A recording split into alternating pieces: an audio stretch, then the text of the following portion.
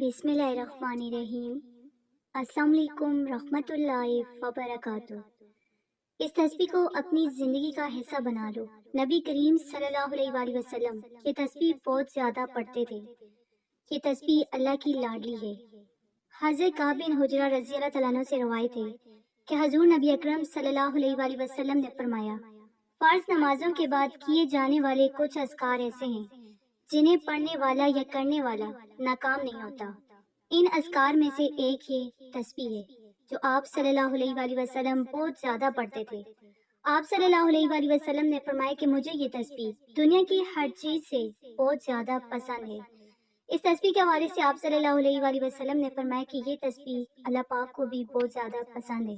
جو بندہ بھی یہ تسبیح پڑھے گا وہ بندہ کبھی کسی پریشانی میں، اچانک آنے والی مصیبت میں، بیماری میں، رزق کی تنگی میں مبتلا نہیں ہوگا۔ جو بندہ یہ تسبیح پڑھتا ہے اللہ اس کی دنیا اور آخرت دونوں کی زندگی میں اسے سرخرو کرتا ہے۔ دونوں جہاں میں کامیابی اس کا مقدر بنتی ہے۔ جو لوگ پریشان ہیں، بیمار ہیں، پریشانیوں میں گھرے ہوئے ہیں، رزق کی تنگی ہے، بے روزگار ہیں، گھر میں کاروبار میں برکت نہیں، تو وہ یہ تسبیح لازمی پڑھیں۔ تمام پریشانیوں کا حل اس تسبیح میں ہے۔ حضرت ابو ہریرہ رضی اللہ تعالیٰ عنہ بیان کرتے ہیں کہ حضور نبی اکرم صلی اللہ علیہ وآلہ وسلم نے فرمایا، میرا سبحان اللہ والحمدللہ ولا الہ الا اللہ واللہ اکبر کہنا مجھے ان تمام چیزوں سے زیادہ محبوب ہے جن پر سورج طلوع ہوتا ہے۔ اسے امام مسلم اور ترمذی نے روایت کیا ہے۔